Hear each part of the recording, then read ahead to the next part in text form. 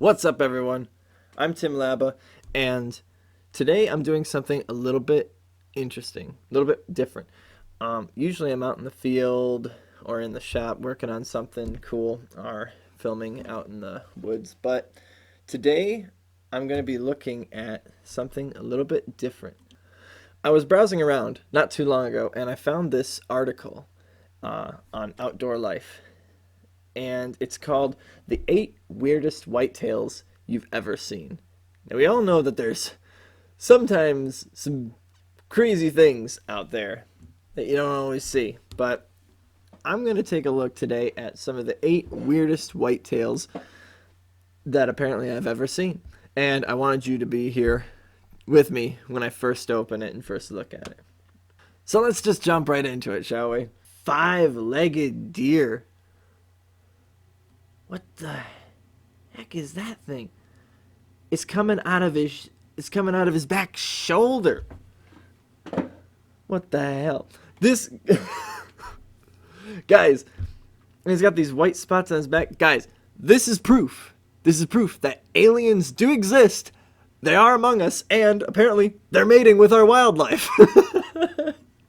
You know, with an animal like this, you gotta ask yourself, how many hind quarters are you gonna get? How many front shoulders are you gonna get? When you say quarter the deer, you're actually cutting it into fifths. How does this happen? So apparently it's called a parasitic twin.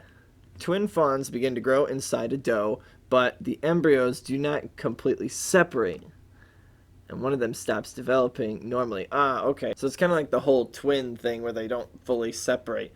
But, jeez. You imagine how freaked out you'd be when you see that? My God. That is weird. Okay. Moving on. Black deer.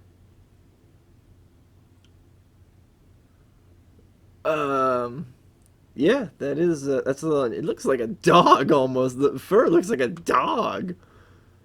That is, and the eyes are just solid black. That is weird. Holy crap, what is this? So apparently, according to the article, this is just a very rare genetic. Like, it's not a dominant trait. So you rarely ever see them. Kind of like an albino, but it's black, you know? You just never see them. But apparently, there's something in the genetics that is just so uncommon, but every now and then one of them happens to slip through, and then you end up with a black deer, an all black deer. That, and it's rather unusual. What is this? Stag bucks. Stag bucks. So it's just, so the antlers are just rough all over. Is that it? Almost like they have the burr texture throughout the entire rack. They don't smoothen out.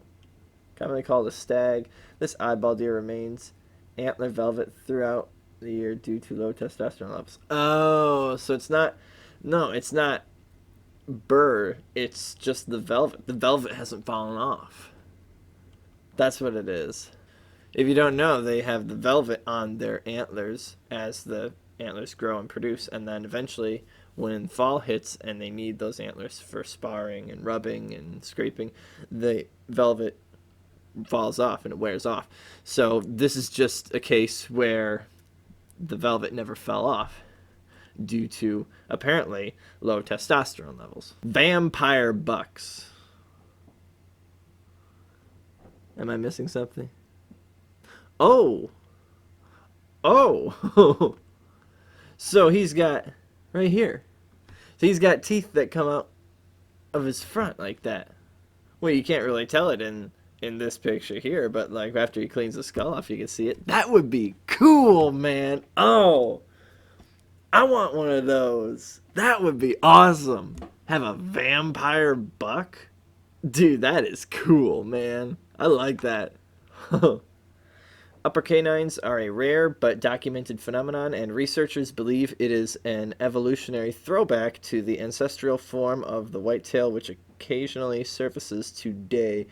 While the exact prevalence of upper canines and white tails is not known, it is believed to be well below 1%.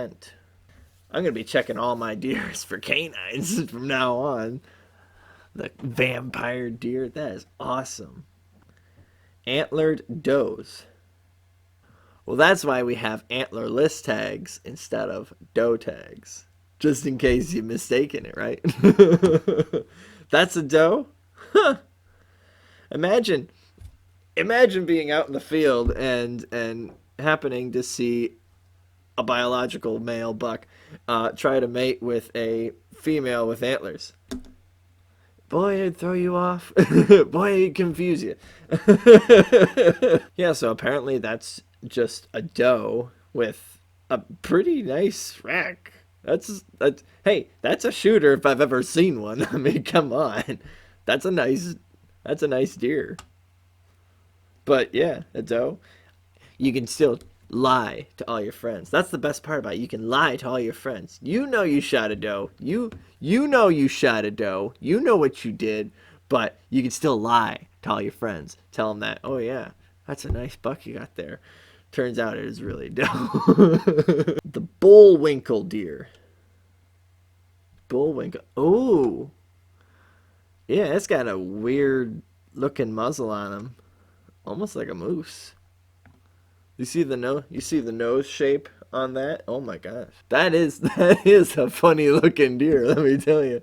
Okay, so apparently they think that this is some sort of disease in which the deer is experiencing inflammation of the face and of the nose, causing it to have that shape and that look to it, that moose bullwinkle like shape. That's why they call it that. They don't even have a name for the disease yet. That's why they just call him a bullwinkle deer or a bullwinkle buck. So yeah, it's kind of sad. There's been a lot of bovine diseases going around, deer related diseases going around, with CWD, deer tuberculosis, and now this for some reason. Apparently that it's still perfectly safe to consume the meat from this deer, but it's just unusual. But yeah, it's just really interesting just how many deer related diseases have been popping up in the last like 20 years or so. Unicorn bucks. Huh? What? What? What is that? What is that? Hey, does that count? Does that count for deductions if you get it scored? You know? Does that count? Which main beam are we talking here? That is so unusual. That is so weird. Clearly this one wasn't shot though. Clearly this one wasn't shot. He obviously found this one. It's whole been sun bleached.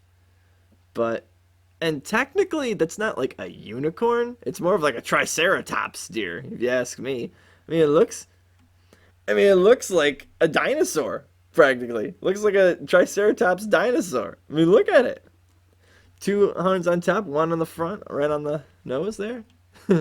What's going on? Researchers have experimentally caused antlers to grow from the frontal bone of a deer's skull by grafting antler tissue to it.